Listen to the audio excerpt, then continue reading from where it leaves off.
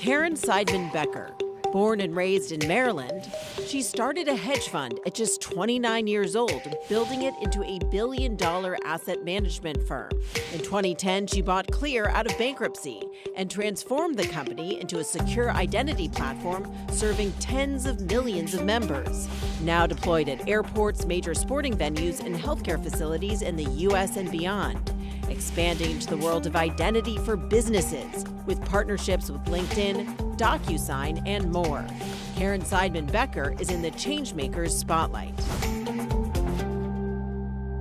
Karen Seidman Becker, CEO of Clear. It's been an honor to feature your work as a CNBC Changemaker, and we want to get some insight into your leadership skills and strategies. Now, you were named to CNBC's Changemakers list because of the way you've continued to grow and scale Clear. Walk us through what's propelled the company's ongoing growth, particularly in the past year and 18 months. It's great to be here, and I appreciate the honor, especially by you. I think what's propelled our growth now for 15 years was the right vision and the right mission to make experiences safer and easier physically and digitally. I call it hanging around the hoop. We've been hanging around this hoop for 15 years, and sometimes we were a solution looking for a problem. But the world is not getting safer, and people expect frictionless experiences. And bringing that together, being a secure identity company and starting in travel and really gaining the trust of Americans who we have delighted and who see how we've strengthened security and protected their privacy, we've earned the right to bring Clear into other places. And we've attracted so much talent along the way. And so it's this snowball effect of we get stronger, we get better, and the problem gets bigger. And we've built trust through potential partners over the years. And it is at this moment when you have problems in the workforce from a security and a North Korean infiltration, when you have cybersecurity, when you have fraud at all-time highs, that they call us and want to partner. So speaking of which, you have a new partnership with DocuSign. What is this partnership, and how is it going to impact the way we sign documents and verify our identity? So it certainly made sense to sign a document with your computer 10 or 15 years ago, from getting a notary, and even though there are still notaries, and they're wonderful, right, and using a pen, to doing it through a computer. But in a world where you need to strengthen security, really knowing the identity behind the document and knowing who you are and what you should have access to, that I'm Karen, that I work at Clear, and that I have the right to sign this document. It's the need to strengthen security, and DocuSign is also in high security areas like financial services, like legal, like healthcare, where consent management matters enormously. So you got to get it right. So you started off with travel. You added biometric identity for other things, whether it was entering a stadium or healthcare. Now you're really moving into the enterprise. You have a partnership with LinkedIn. But explain your strategy for how Clear will fit into businesses. So this concept of a secure identity platform where you enroll once and use everywhere is a here and now opportunity. With over 33 million members on the platform, enterprises want to strengthen security, want to reduce fraud, want to prevent insider risk. You see all these articles today. Criminals aren't just hacking on, they're logging on, right? And it's because it's easier than ever to use fake credentials to get in the front door. And enterprises see that. Quite frankly, our best business development for our secure identity platform in the enterprise, what's called Clear One, is these people are using Clear at the airports. And they're going, that makes sense. That solved that problem. I have problems. I want to strengthen account recovery for my patients in healthcare or for my workforce.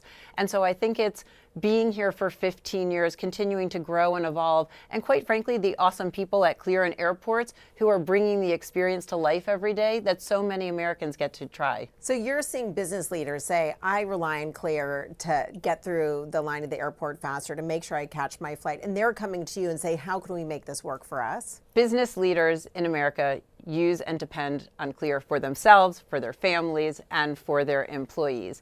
And what they see is we started in airports where identity and security and customer experience are paramount, and where they've quite frankly collided in a post 9/11 environment. And Clear has helped solve that problem. And they see that we partnered with the Department of Homeland Security as a qualified anti-terrorism technology. And if we can solve that problem, certainly we can solve problems in healthcare or financial services or online and marketplaces. And so, you know, you don't think you want to start a business in airports. It was actually the exactly right place to start 15 years ago. And so you've already solved these pain points, you know, especially for travelers or whether it's getting into venues. But what do you think the next key pain point is that you're going to solve? Is it going to be something we use every day when we open up our computer? How do you see Clear evolving in terms of the role it plays in our lives? So one of the things that I've said at Clear for quite a while is we wanted to go from 12 times a year to 12 times a day. That was the average, you know, times that travelers were using it early days. And so I do think that there are so many opportunities to use it in your daily life today and where we can go. So we're partnered with Uber for rider verification, right? And that makes sense. But you should be also using it for building access. Today we're taking out badges and swiping them. We're partnered with Okta for enterprise authentication to get on your computer.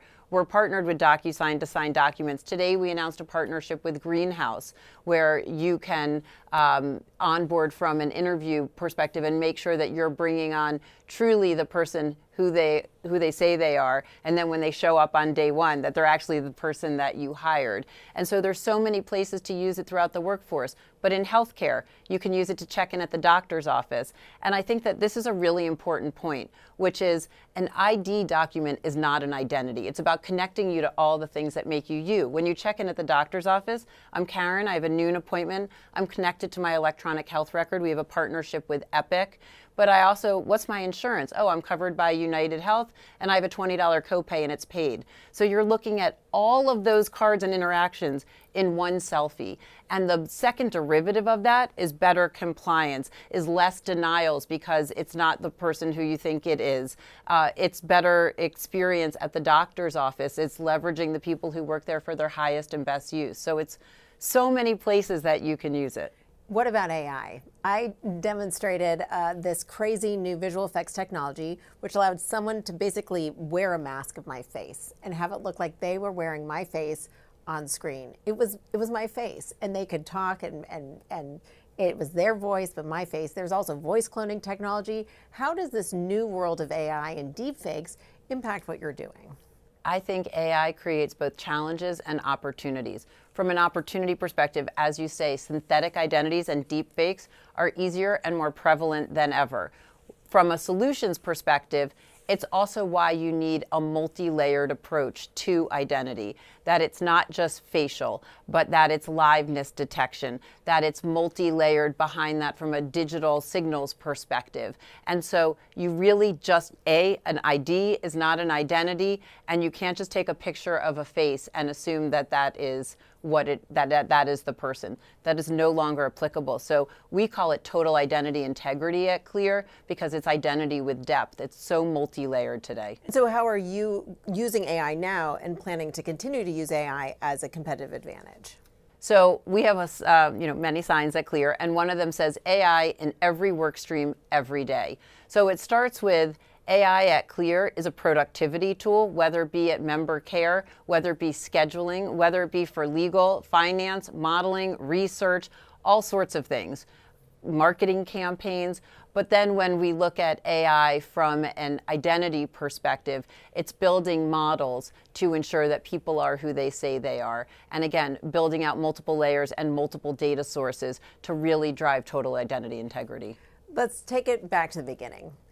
When you founded or effectively refounded Clear as this identity solution, and how your leadership style brought you to that point and also has evolved since then. Tell us about the origin story of Clear and how your background in finance on Wall Street inspired you to buy the assets and restart this company. So I always tell people that life's a journey and there's a lot of zigging and zagging. I started off in risk arbitrage, and in 1994 there were a lot of deals in aerospace and defense where I got to know that industry. Coming out of that industry were a lot of biometrics companies, and biometrics started in the defense industry, but I believed in the consumerization and invested in some companies that were consumerizing biometrics. I saw it outside the US. In Brazil it was used for voting, in Asia for financial services. But I also invested in subscription-based businesses in the 90s 90s, it was cable, wireless, and satellite. Today, there's so many subscription-based businesses. And I also invested in turnarounds. Apple, Amazon, and Priceline were turnarounds in the early 2000s. And what I saw were unconventional leaders took a product and made it a platform. And people were not betting on Amazon or Apple or Priceline to be the companies that they are today. Priceline then became Bookings. And so I believed in subscription-based businesses, biometrics, and turnarounds. And in 2008, we gave the money back in our hedge fund. We went to cash a little late, but not too late. And then I thought... After the financial crisis. After the financial crisis, we went to cash in September. And investors said, okay, good, now what are you going to do? Like, when are you going to redeploy the capital? We're paying you fees. And I thought, I don't know if I want to do this anymore. I think there will be really interesting businesses that come from this shakeout, and I think I'd like to build something that makes the world a better place. I always say I didn't want to die and have people say I picked good stocks. And so we went on a hunt, and we stumbled upon Clear, which shut down June 22nd, 2009. I thought it was a travel product that could become a secure identity platform. No better turnaround than a bankruptcy. And I believed in biometrics to make experiences safer and easier in travel and beyond. So we always saw it as far beyond travel. It took us longer and it's been harder, but here we are. And you and your business partner effectively did take a leap of faith. Despite all of your experience, these were assets that had really degraded in value. What made you confident that you could do something with these biometric identity assets that hadn't been done before? We took a total leap of faith. I think it was seeing other management teams who did incredible things that blew your mind. Nobody would have thought when Amazon started in books that it would be what it is today. And so I think it was for me seeing the art of the possible in other leaders, and also seeing the beloved leaders implode. And so, you know, I always said, don't be afraid to be an X among the O's. I have no fear of failure. I like to bet on myself. I liked a business that could impact consumers' lives. When somebody says, I love Clear, you know, I get to have breakfast with my children because, or I'm less stressed, and that makes me feel so good. Like, we're difference makers to know that we've strengthened security through biometrics. So I don't know, at some level, maybe ignorance is bliss. I saw other people and I was like, me some too, I can do that. No fear of failure. Where did you get that? Have you always been that way, or is that a muscle you've developed? I think it is who I am. I grew up in Maryland. My parents worked for the government. My grandparents were immigrants. And I think seeing that does make you believe in the art of the possible. Coming to this country with nothing, not speaking the language, building a business, building a family. My grandfather started Seidman Hardware in Brooklyn. That's why I love being on the board of Home Depot. And so I believe this is a great country. I believe that you can do anything you set your mind to. I'm incredibly curious. Even before the internet, I just love to read every kind of magazine, book. I spent time in the public library. And then the internet came along, and it's like infinite information. And so, you know, I believe that if you work hard and you're creative and you're a good person, and you try to attract other good people, and you build relationships and trust, that you can make things happen. And was there something about the way your parents raised you or your siblings that helped build that kind of confidence to try these hard things and put yourself in really tough situations? I think that's a great question. I reflect back. So I have a sister who's 2.5 years older, and we weren't treated any different because we were girls. So I guess that's a great credit to my parents. And you have brothers as well? No, I only have one sister. I have a son and 2 daughters. So we mowed the lawn, raked the leaves, cleaned the gutters, you know, did the laundry. Like, I never thought, my best friends in high school are 4 guys and a girl. Like, I just never thought of myself as anything but a person who was in it to win it with everybody else. And I was never told that I couldn't do something. I did try out for the 7th grade basketball team, and even though I'm almost 5'10", I was cut. So the boys' basketball team? No, the girls' basketball team, but I didn't even make that, which is sad. But I just was never told I couldn't do something, so I had no reason to believe that I couldn't. In fact, the first time I was sort of asked when I was a woman if there was something I couldn't do, I was 29, pregnant, and raising money for a hedge fund. And I didn't think there was anything wrong with that. And a gentleman said to me, well, what makes you think you'll come back after you have the baby? And I was like 8 months pregnant, and I was like, I'm here, aren't I? Like, this is hard. And you were on Wall Street often the only woman, or one of very few women, in rooms full of men. I was, but I never even noticed it. I just I loved my colleagues. I loved debating stocks with them. I loved going and visiting companies with them. I loved, talking about ideas and what the art of the possible was with companies. And, give me a spreadsheet and I'm a happy camper. So it didn't occur to me that I was any different than them, but I had different clothes, better. Yeah, better clothes.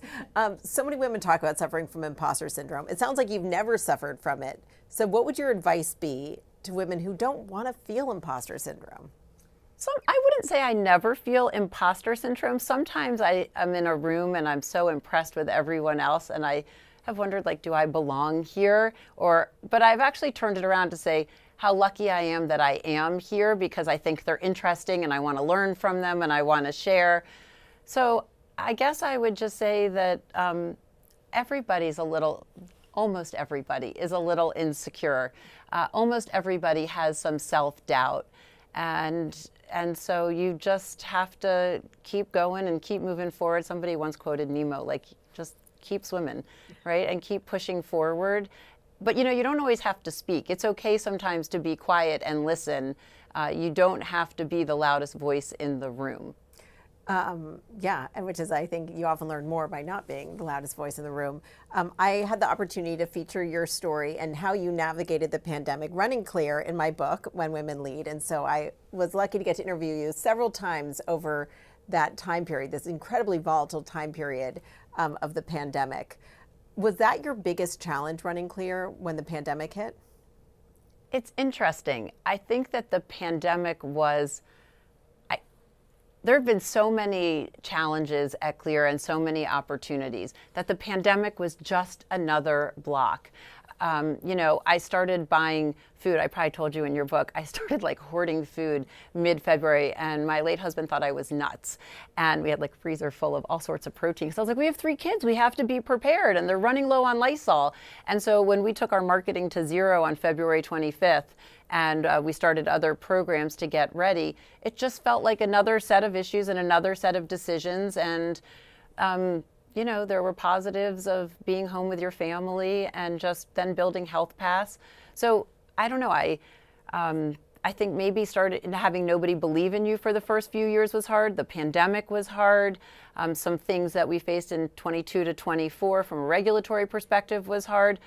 Being at this exciting moment right now where growth is really accelerating and we have so many opportunities in both Clear Travel and Clear One, I just think they're different blocks. What I saw in your leadership during that time was a very high adaptability quotient. Women tend to be more adaptable in general, but what I saw was you looking at the data to see around corners and not being held back by an attachment to some commitment or decision you had made 6 months earlier. Do you think that's true?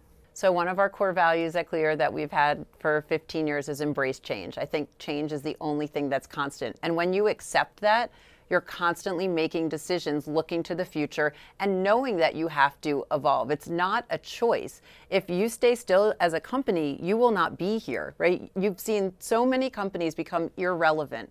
And to know that that is possible keeps you moving forward. And so to me, it's a manager's job, it's a leader's job to look around corners. We used to call them evidence-based investors on Wall Street. They're looking for the evidence in order to invest. Once you've seen the evidence, you're late. Your job is to look forward. And so your job is to know that the iPod could become the iPhone. Your job is to know that Clear Travel could become Clear One and what Clear One can be, or what the art of the possible is in Clear Travel. So I just think that that's part of daily living is that things change. How do you make sure to stay honest with that? How do you make sure, and how do you advise other people to make sure that they stay nimble, that they're paying attention to those things that could turn into the next big thing? How do you avoid becoming complacent or just sticking with what's working right now? Only the paranoid survive, so read the book and believe it.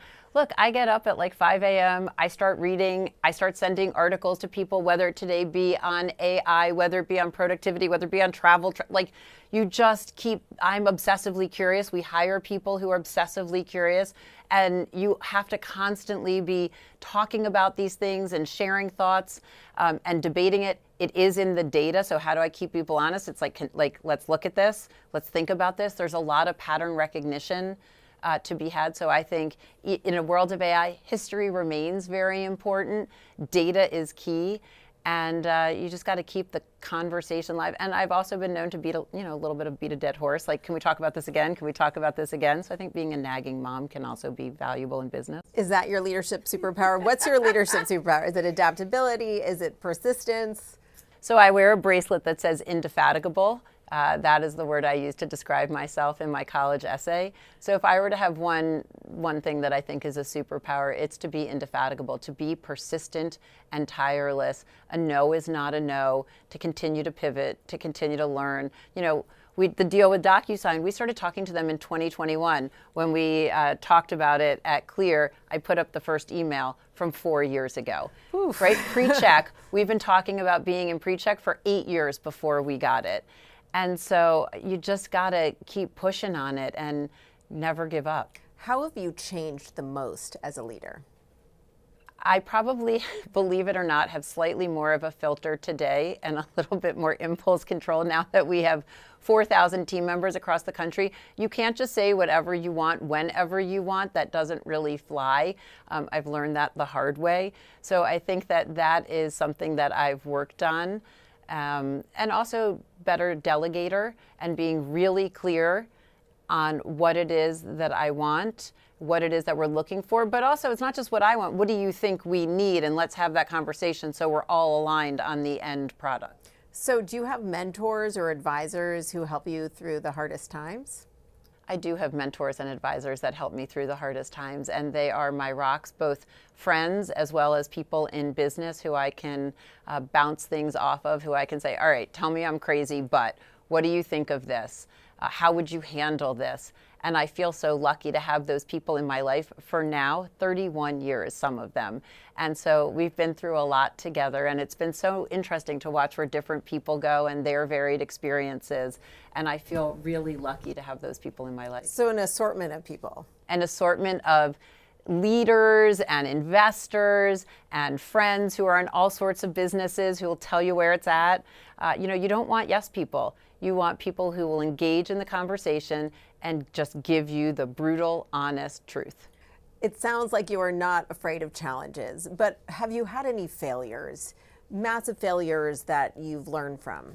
I've had lots of massive failures. And in fact, those failures stick in my mind more than the successes. And that could be a stock failure where, it just didn't work out like you thought. And so what do you learn from it? I think failures in the moment, they suck.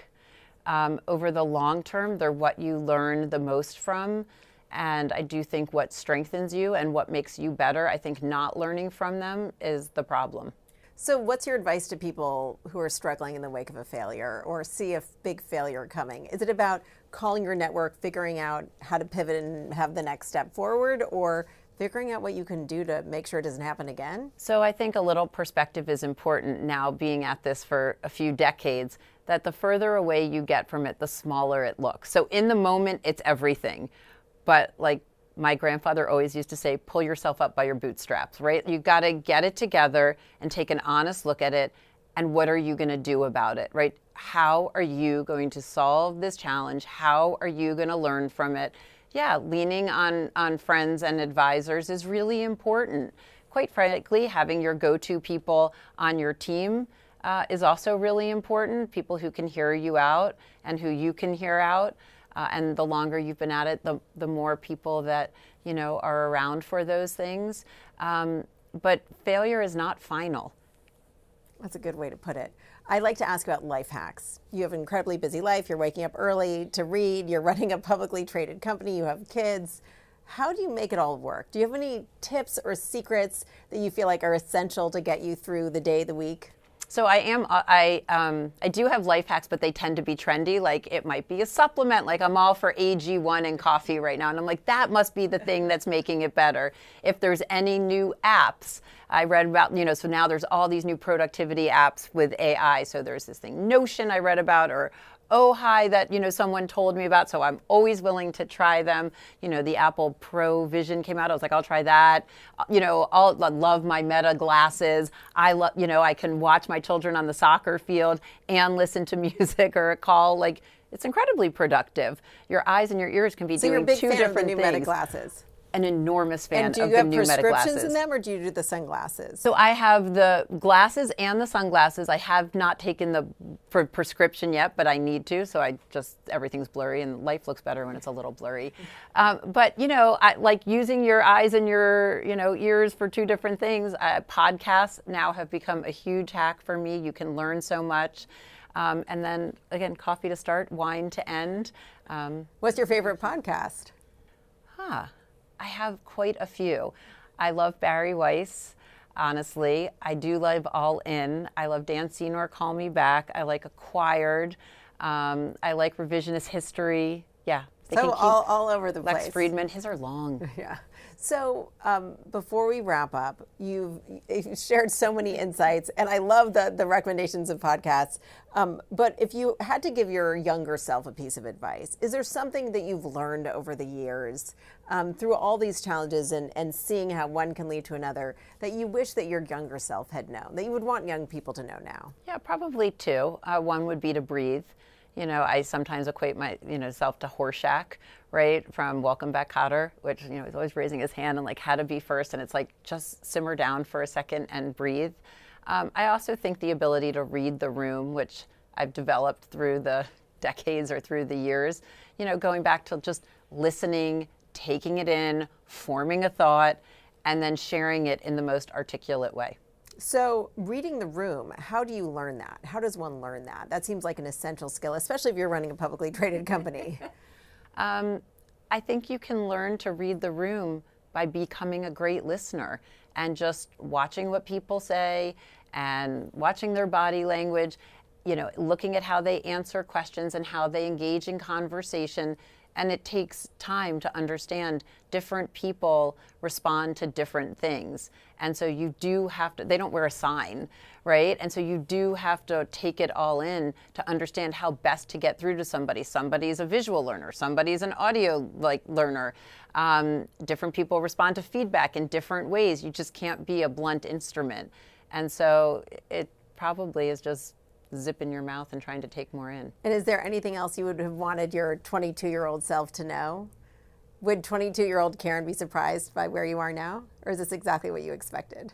I think 22-year-old Karen would be surprised, but I didn't think a lot. I was like in the stock market and I was loving it. And it's like, what's the stock today? And what's the opportunity set? And I think what I wish I could have taken in more, and I'm really trying to take in now, is the journey, is every day. You do a few really interesting things every day. You talk to some really interesting people every day. And I feel really lucky. And so, taking in that good fortune, which sort of balances off every day, it can be challenging or stressful, enjoying the wins a little bit more because the losses do suck. So I never wanted to celebrate the wins because I thought it was bad luck. So, take it in. Celebrate the wins. Karen Seidman Becker, thank you so much for sharing your insights with us. Thank you.